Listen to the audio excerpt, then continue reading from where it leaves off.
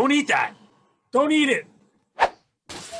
Eric, Pig. so you just got done watching the 1985 horror sci-fi classic. You keep using the word classic, and I feel like you don't understand what that word means. I feel like you have to go into this with the mindset of going back to being, say, like 15 or 16 and showing up to a local video store with your friends on a Saturday night and ended up in the horror section, seeing the cover and going, fuck it, let's just watch this thing. That should be where your brain is when you go into watching this. That is kind of the mindset you have to enter into it with. So did you get through it in one viewing? Oh, I absolutely got through it in one viewing because I was delighted by it. This movie was a bunch of fun. It was painfully badly written. It was stupid beyond all belief, and none of that really mattered. I actually had a lot of fun with this. This movie was really dumb in like the best of ways. I thought it was a blast. That's a sweaty palm. That's two sweaty palms. Let me feel. That's another sweaty palm. If you wanted to like dig into whether or not this is quality cinema, oh my God, I mean, it would be easy to rip this thing apart for an hour, but that's no fun. I mean, look, there's a lot of YouTube channels out there that spend a lot of their time shitting on things. And I think one of the things that we try to do is to bring things that we're excited and positive about to people. Yes, we could shit on this movie quite a lot, but I would rather focus on why it's such goofy, hilarious fun, because it's goofy, hilarious fun. It really is. Basically, the main actor, what the hell is his name? Michael Moriarty. He's fun to watch in it. He plays like that weird Southern FBI, kicked out of the FBI guy. I gotta tell you, when he first shows up on screen, and he's at the meeting on the boat with all the execs, and he's doing his swagger, and he's got that really exaggerated accent. On the way out, he punches the guy on the way out the boat. I was like, this character is ridiculous. Oh, don't you worry about that. Every stone wall has a chink in it. But man, like, before I knew it, I was just all on board with that guy. I was all on board. I loved watching him. And I do want to say about Michael Moriarty, Emmy winner, Golden Globe winner, Tony Award winner. Smile. In this same year, the same year that he was in The Stuff, he was also in Clint Eastwood's modern Western classic, Pale Rider. What a year for him to be in both Pale Rider, which is widely considered one of the best modern Westerns that there are, and it's terrific. And then The Stuff, which is... Well, what do you want to wreck your career? Which is basically, okay, so we haven't even gotten to what this movie is about. It's basically about a dessert that wants to kill you. They find this stuff in the ground. They never explain what it is. It's an alien. They never say. And they start putting it into like Haagen-Dazs pint-sized ice cream jugs, takes over their brains, I guess, and kind of wants everyone else to keep eating it. So basically the world is being taken over by this stuff. They're good for us, Jason. They kill the bad things inside us. Of course, the beginning is completely absurd because at a mining facility of all places, Cool Whip comes bubbling up out of the ground. And one of the old miners decides, I'm going to eat this. And that's how it begins. That's the way the movie opens, is with an old miner eating Cool Whip oozing out of the ground. You'll find out. No, I don't eat snow. Come on, give it a try. That's not snow. Try it. You know, this stuff keeps bubbling out of the ground like this. There might be enough of it here that we could sell to people.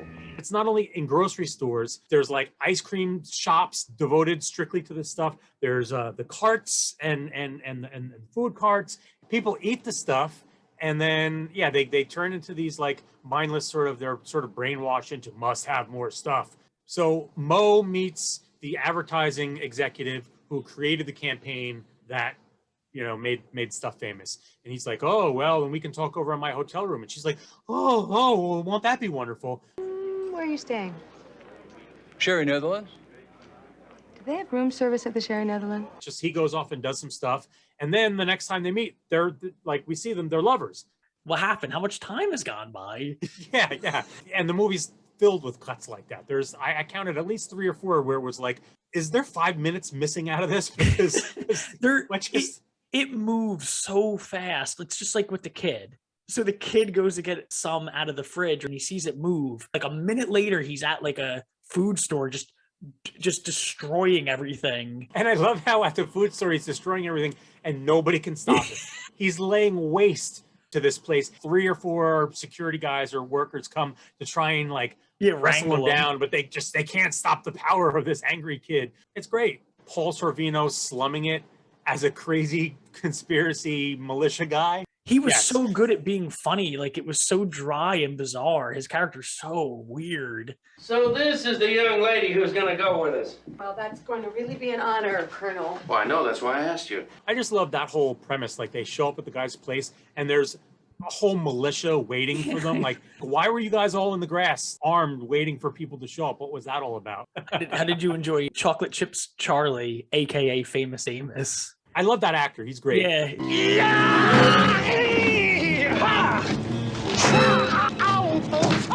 You're Chocolate Chip Charlie.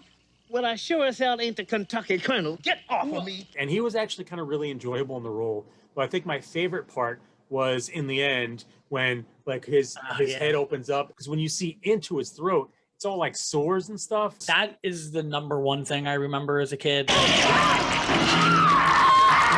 The one I remember most as a kid too was the Danny Aiello scene with the dog, because right. he's so Yeah. scared of his dog, and you're like, why is he scared of his dog? You've been a good boy, Ben.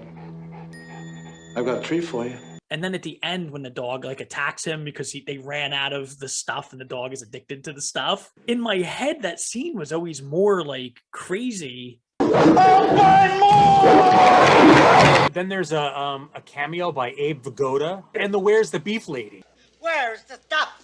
I got like major Invasion of the Body Snatchers vibes from a lot of it, because it plays with a lot of those same sort of tropes. You don't know who is on the stuff and who isn't on the stuff, right? They go to that small town and everyone in the small town is in on it, but they don't realize that at first.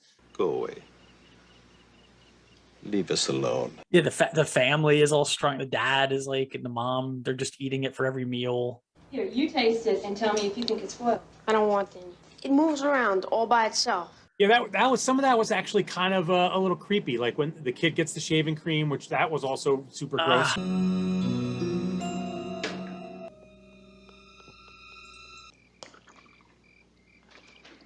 Hey, that's mine. Being the fake smiley happy family, but of course they're all possessed by this stuff. Like that was actually kind of creepy. Did you like the special effects, especially the rotating room one where the guy's stuck on the wall? I thought that one was really well done, because I mean it's pretty clear how they were doing it. You know? Look at that. That's meant for us. I would say that this movie paved the way for Terminator 2. The movie was terrible, but in a really enjoyable way. And I say that as someone who generally I don't watch It's So Bad It's Good movies. Like I don't tend to enjoy that, but there was something about this that I really had a good time watching it. Even the kid, kid actors can be pretty abrasive at times, but I actually kind of enjoyed watching the kid's adventures. Not the older brother though, because he creeped me out. Yeah. I think the only thing that bugged me with the little kid was when he got into the tanker truck. All right, so they're at the facility where they're pumping this stuff out of the ground.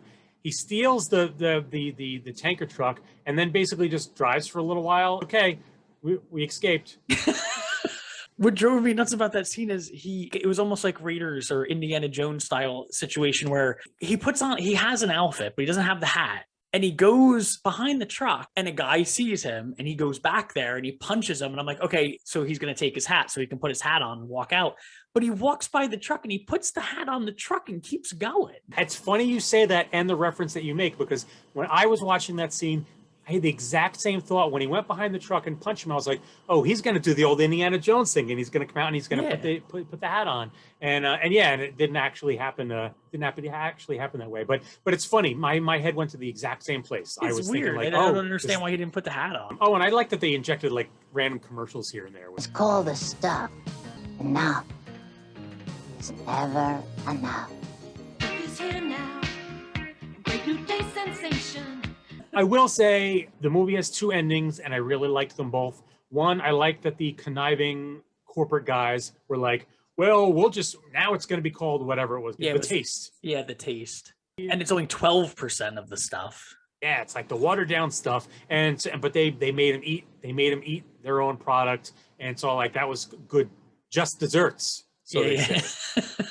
But then I actually really enjoyed the bit at the end where the stuff basically becomes a commodity for drug dealers, and you can see that there's going to be this whole black market for the stuff, which I thought was a cool little, very horror movie and very Twilight Zone-ish kind of end, where it leaves that kind of open end, like the story's not actually over, which was great. Yeah. I enjoyed that. I'm glad you enjoyed it. I have to be honest, I'm really surprised that I did. I thought that this was going to be one of these things where it was like, to humor you, I would get through it and that would be it. But I ended up really, really enjoying this really stupid movie. It's like entertaining enough that people kind of like just still enjoy it, I guess. You know, there's a lot of bad movies from the 80s, like especially horrors that don't. I guess what you're saying is that this movie had the stuff.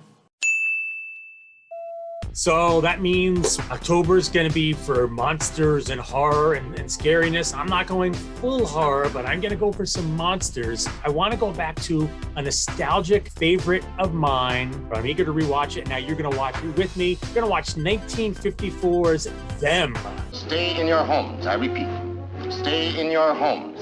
Because in one moment of history-making violence, nature, mad, rampant, wrought its most awesome creation. So hideous, there is no word to describe them. I'm looking forward to it. I'm looking forward to being a little creeped out by ants. Giant ants.